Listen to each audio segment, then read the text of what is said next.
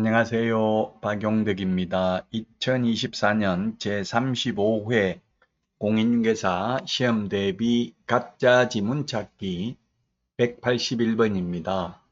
주택 외의 중개대상물의 보수는 거래금액의 1000분의 9 내에서 이내에서 쌍방으로부터 각각 받되 중개 의뢰인과 개업공개사가 서로 협의하여 결정을 한다. 맞죠? 주택 외입니다. 주택 외. 주택 외의 경우에는 1000분의 9, 즉 국토교통부령이죠. 주택의 경우에는 국토교통부령에 보면 매매는 최대 1000분의 7, 임대차는 최대 1000분의 6 범위 내에서 시도 조례로 정합니다. 자, 그래서 181번은 옳은 내용이 되겠고요. 자, 다음은 182번. 주택 임대차 중개의 경우 보수는 거래금액의 1000분의 8 받을 수 있다 했는데 임대차는 최대 1000분의 6 이내에서 시도 조례입니다. 15억 이상인 경우는 1000분의 6이죠. 5천만 원 미만인 경우는 1000분의 5인데요.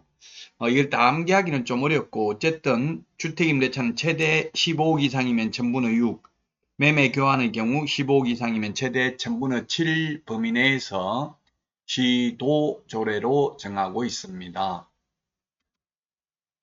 다음은 183번입니다.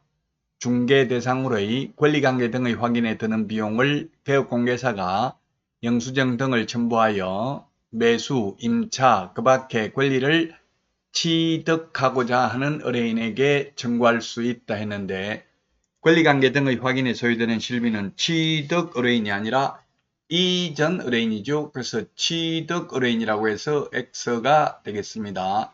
취득 의뢰인이라고 해서 X입니다.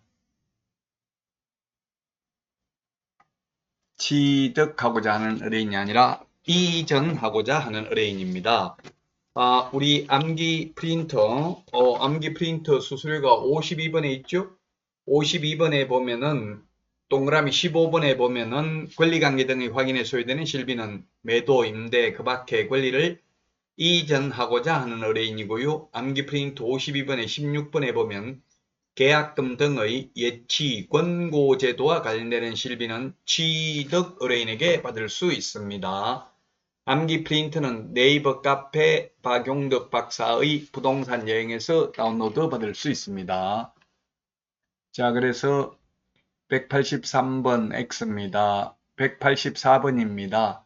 중개대상물인 건축물 중 주택의 면적이 2분의 1 이상인 경우에는 주택에 관한 보수 규정을 적용하고 주택의 면적이 2분의 1 미만인 경우에는 전부 주택 외의 보수 규정을 적용합니다.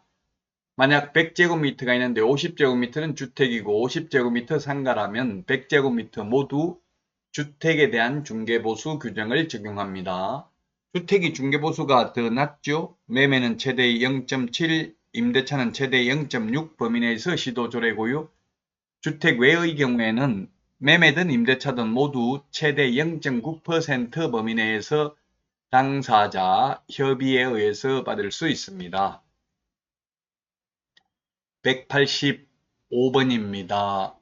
개업 공인중개사는 주택의 중개 대상물에 대하여 법정보수 요율의 범위 안에서 실제 자기가 받고자 하는 중개보수 상한요율을 중개보수 실비요율 및 한도액표에 명시하여야 하며 이를 초과해서 받아서는 아니 된다라고 했는데 주택이 아니라 주택 외의 경우입니다. 주택 외의 경우 자기가 실제 받고 싶은 금액을 게시하고 주택은 시도 조례에 있는 요율표를 게시하면 되죠. 주택 외의 경우 최대 0.9니까 만약에 나는 0.8만 받고 싶으면 0.8 그러면 옆에서는 자율 경쟁을 하면 나는 0.7 나는 0.6 0.5 이렇게 중개 보수를 인하하기 위해서 자기가 받고 싶은 금액을 게시하도록 했는데 주택 외의 경우만 해당됩니다. 주택은 시도 조례가 정하는 요율표를 게시하면 되겠습니다. 자, 그래서 185번 X가 되겠고요. 그 다음에 186번입니다. 중개보수의 지급 시기는 개업공개사와 중개의뢰인 간의 약정에 따르되 약정이 없을 경우 거래 대금 지급이 완료된 날로 한다. 맞습니다. 잔금 치러야 중개보수 받을 수 있습니다. 약정이 없으면, 약정이 있으면 계약할 때 미리 다 받아도 되죠. 매수 신청 대리 보수는 약정이 없으면 매각 대금 지급 기한일까지 지급을 해야 됩니다. 매각 대금 지급 기한일이 되겠습니다. 약정이 없으면. 자, 다음 문제 보도록 하겠습니다. 187번입니다. 거래 당사자의 이행지체로 중개의뢰인 간의 매매계약이 해제된 경우에는 중개보수를 받을 수 없다 했는데 개업공개사의 고의 또는 과실로 인하여 거래계약이 무효, 취소, 해제됐다면 중개보수 받을 수 없고 또 만약 손해가 발생했다면 손해배상까지 해야 됩니다. 그러나 개업공개사의 고의 과실 없이 거래 당사자의 이행지체로 계약이 해제되었다 하더라도 중개보수 받을 수 있습니다. 개업공개사 잘못 없이 계약이 깨져도 중개보수 받을 수 있습니다. 자, 그래서 187번은 X가 되겠고요. 받을 수 없다 했는데 이행지체죠. 자, 다음은 188번 전용면적 85제곱미터 이하인 상하수도 시설이 갖추어진 전용 입식 부엌, 전용 수세식 화장실 및 목욕시설을 갖춘 오피스텔은 중개 의뢰인 쌍방으로부터 각각 받되 매매 교환은 첨부는 범위 내에서 중개보수를 결정한다. 매매 교환은 첨부는 5, 임대차가 첨부는 4죠. 소위 말해서 85제곱미터 이하 주거용 오피스텔은 매매는 첨부는 5, 임대차는 첨부는 4 범위 내에서 받을 수 있습니다. 첨부는 4가 0.4%가 되겠죠. 자, 그래서 188번도 X가 되겠습니다. 자, 다음 문제 보도록 하겠습니다. 189번입니다. 중개보수 영수증은 법정서식 있다 했는데 틀렸습니다. 법정서식 없습니다. 법정서식이 왠지 있을 것 같은데 없는 게 중개보수 영수증, 거래계약서, 중개보수 영수증, 공동사무소 설치신고서, 그 다음에 금인계약서 이런 것들은 법정서식이 없습니다. 법정서식이란 법령에 정해진 서식이 없습니다. 자, 그래서 189도 X입니다.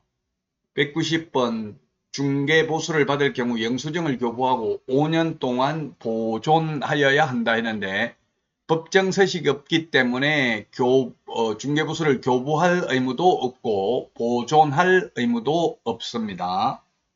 법정서식 없고 교부 보존 의무는 없습니다. 다만 현실적으로는 교부는 해주는데 그건 법정서식이 아니라 그냥 돈 받았다는 걸 입증하기 위해서 은행 매출 전표처럼 주기는 주지만 그게 법령에 중개보수 영수증을 교부하거나 보존하거나 할 의무는 없습니다.